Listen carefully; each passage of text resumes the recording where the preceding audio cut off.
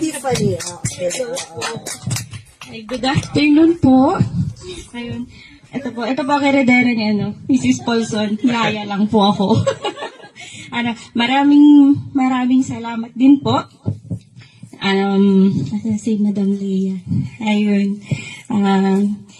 Thank you po sa opportunity na nandito kami ngayon para masimulan yung project ng mother ko. Most probably this would be a vacation house, a rest house para din sa kanila.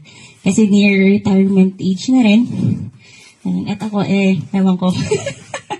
Ayan.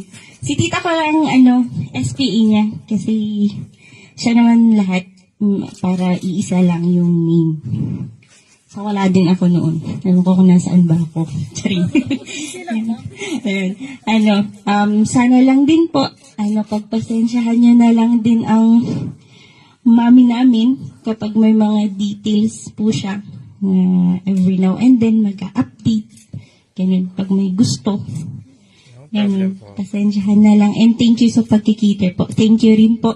At masipag po yung team ninyo na pumunta sa bahay namin kahit medyo muntikan nang mawala. Layo, ma'am, no?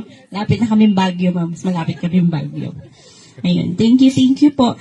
And sana we are praying also for the safety din ng team po natin during the construction.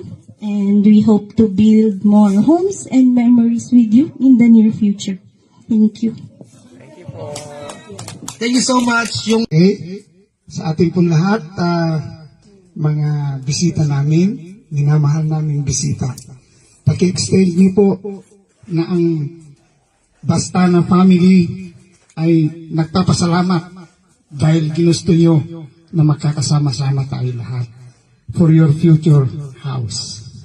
Sabihin niyo sa may-ari natin na si Mr. Paulson na tayo ay nagkakaisa para maitaguyod namin yung magandang bahay para sa inyo. In behalf of our family of Bastana, from our CEO, Madam Dr. Cecil Pardo Apostol, we welcome you and we thank you for your presence today. Good luck and God bless you all.